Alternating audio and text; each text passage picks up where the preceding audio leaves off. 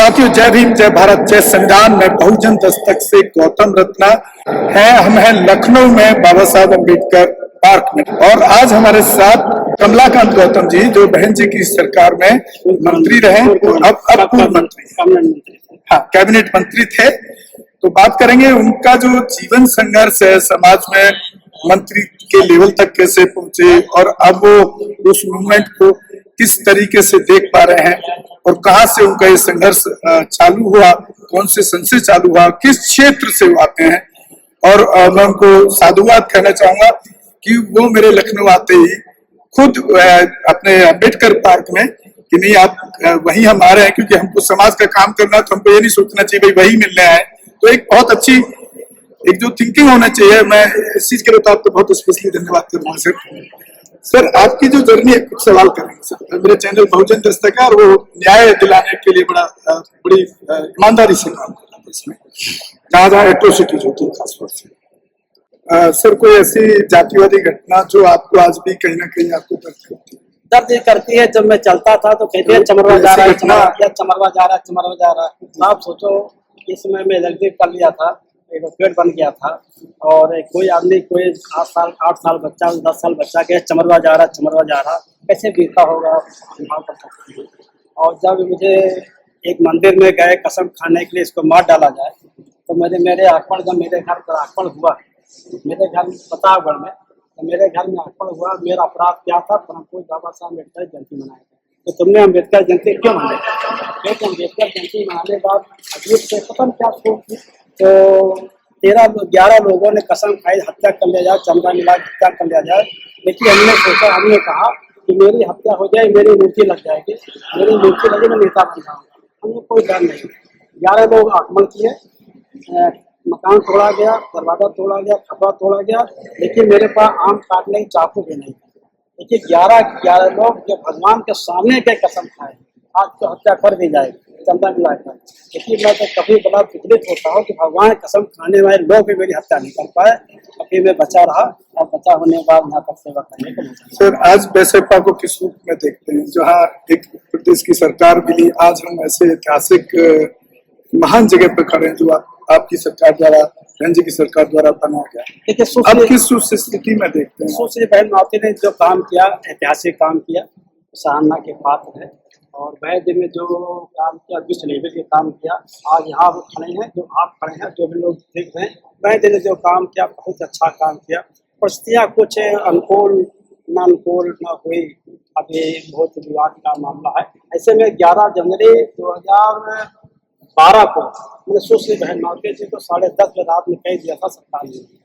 11 जनवरी 2012 को मैं ठीक था, मैं सब मुख्यवाणी पर था।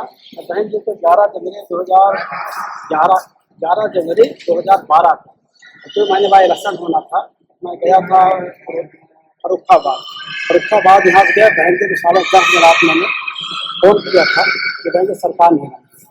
बहन जी सेकंड टर्म, हाँ, सेकंड टर्म 11 जनवरी 2012 सेकंड टर्म के बाद चुनाव होना था, जिसमें अखिलेश की सरकार, चुनाव होना था, मैं ऐलान कर दिया था सरकार नहीं बनेगी, नहीं ठीक, सरकार नहीं बनेगी। और सरकार में इस पर नाराज हुए। मुझे 3 बार फोन करा, विचलित हो गए, सीएम थी, विचलित हो गई।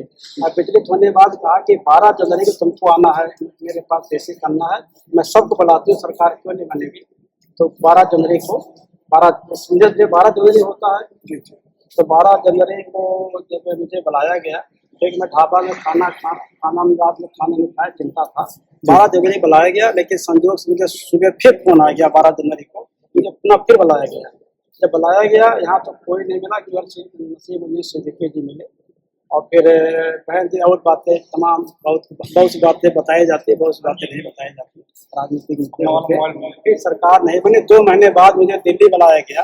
और 2 महीने बाद दिल्ली बुलाने के बाद जब हमने हाथ जोड़ कर कहा कि बहन जी सरकार नहीं बनी, मेरी बात आप मान जाती, सरकार बन जाती। बहन जी ने कहा किसकी बात मानूं? हम कहा बहन जी मेरी बात माने। कि क्यों माने? हम कहा बहन जी मैं तो वर्कर हूँ, नेता तो हूँ नहीं, मैं किसकी बात मानूं? जिस दिन बहन जी ने दिनकर जी के भी नाम लिया था, इस दिनकर जी के नाम लिया, हाँ, बुंदेलखंड वाले माननीय मंत्री दिनकर बड़े भाई हैं, इनका भी नाम लिया। बहन जी किसकी बात? बहन जी मैं नेता नहीं हूँ, मैं वर्कर हूँ। बहन जी संजोग से मैं किसी तरह से सरकार गिर गई।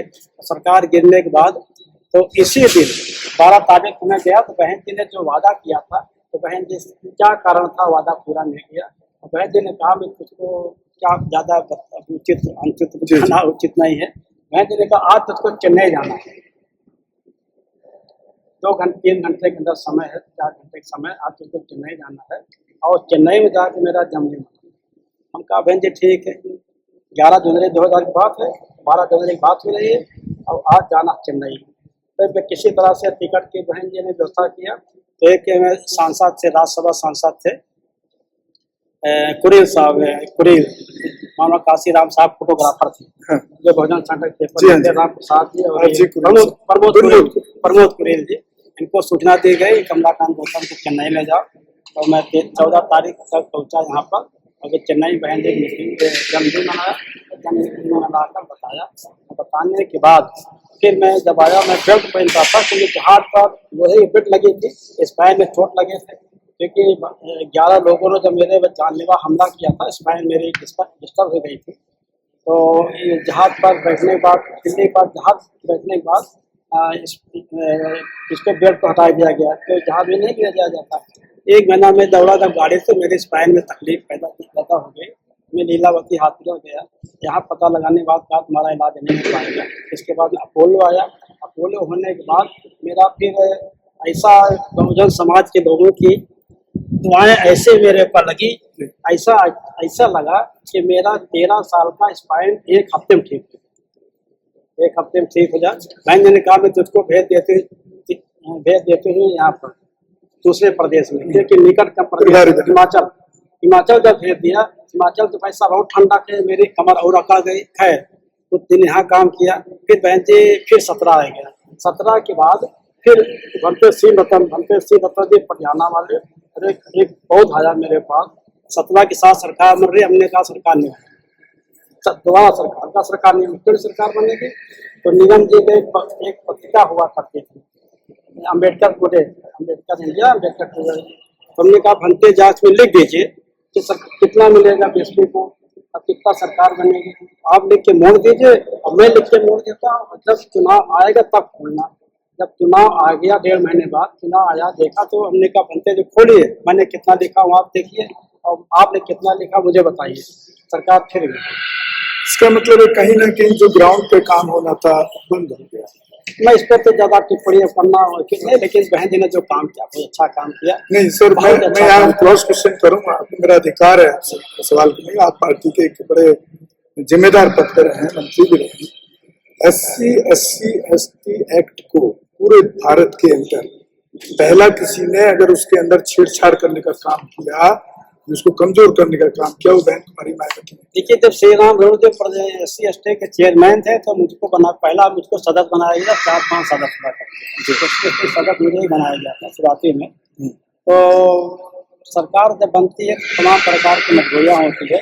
एक बार इसी जिले में एक अनुसूचित जात महिला के साथ बहुत बड़ा अन्याय हुआ। इस अन्याय मैंने लाल नोटिस जारी कर दिया। दोनों कांड की बात, ये तो अखिलेश की सरकार के समझौता मैनपुरी मैंने तुरंत जो है एक पावर हुआ करके मैंने SP को तलब कर लिया। डायरेक्ट SP को मैंने तलब किया। जैसे SP को तलब किया, SP को तलब होने के बाद सरकार की तमाम बहुत प्रकार की मजबूरियाँ होती है, तो मुझे इस्तीफा देना पड़ा। तमाम मजबूरियाँ उसका मजबूरी मानते हैं।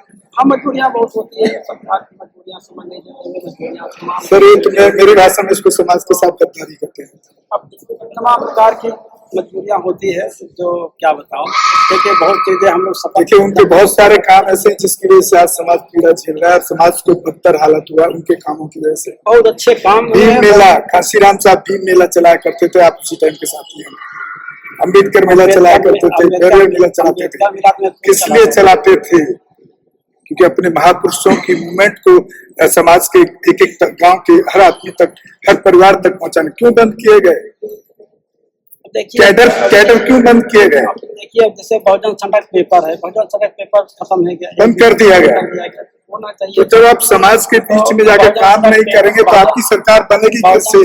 क्या वो जिलाध्यक्ष, जो मैं तो उनको कलेक्शन एजेंट बोलता हूँ, क्या वो जिलाध्यक्ष सरकार बना देंगे जब तक आप समाज के बीच में काम नहीं करेगी पार्टी, चाहे कोई भी पार्टी हो। जी हाँ, करना चाहिए था, लेकिन अब एक कहीं मजबूरियां हैं। 84 में साहब मैंने भी ज्वाइन किया था, 91 के इलेक्शन में मैं चाकू अटैक झेलूं दिल्ली जैसे शहर में, आप तो फिर भी गाँव में झेले, 11 लोगों ने चाकू से अटैक किया मेरे साथ, आज तक बहन जी के दर्शन नहीं कर पाया। हमारे ऐसे हजारों लोगों ने काम किया, हमें हजारों लोगों ने। और बताऊं आपको, कांसीराम साहब उस मेरी घटना के ऊपर खुद आए दिल्ली के अंदर, 5000 लोगों से थाने पे पथराव करा गया, तब 11 लोगों को अरेस्टिंग हुआ।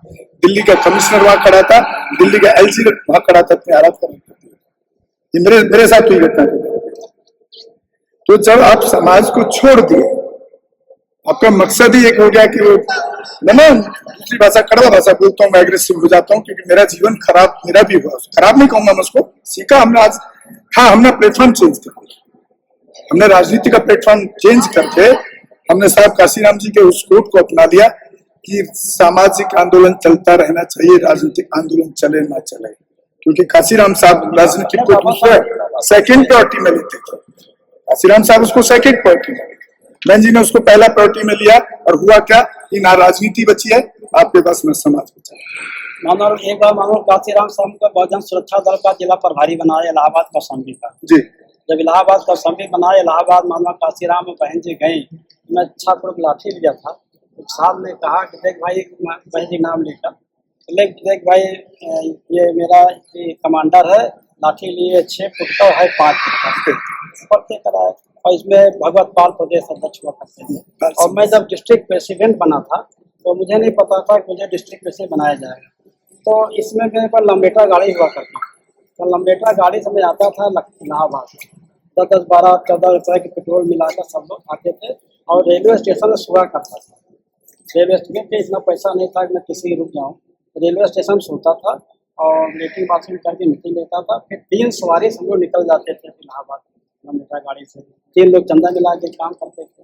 तो कभी मैं भी सोचा था यार, मुझे भी लखनऊ में कहीं अटैची रखने की मुझे जगह मिले, लेकिन परम पूज्य बाबा साहब अम्बेडकर मानव काशीराम बहुजन समाज के महापुरुषों का देन ऐसे हुए, काम करते करते हुआ कि आज लखनऊ नहीं, चाहे लखनऊ में मकान, इलाहाबाद मकान, प्रतापगढ़ मकान, और आप लोगों के बीच में यहाँ तक आने का मौका मिला। और बाद में साथियों ये भी हुआ, मुझे स्पीकर ही बनाया गया, विधान परिषद के मैं स्पीकर बना, मैं छोटा से वर्कर स्पीकर बना, और 33 लोगों को मैंने शपथ कराई।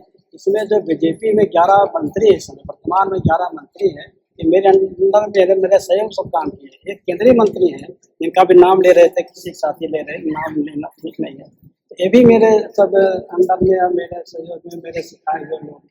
इस समय 11 मंत्री इसमें वर्तमान में मेरे अंदर काम किए हैं, काम होता रहा। हमारे चैनल बहुजन दस्तक को लाइक, शेयर, सब्सक्राइब देखना मत भूलिएगा। जय भीम, जय भारत, जय संविधान, नमो बुद्धाय। धन्यवाद। चैनल आर्थिक समस्या से गुजर रहा है।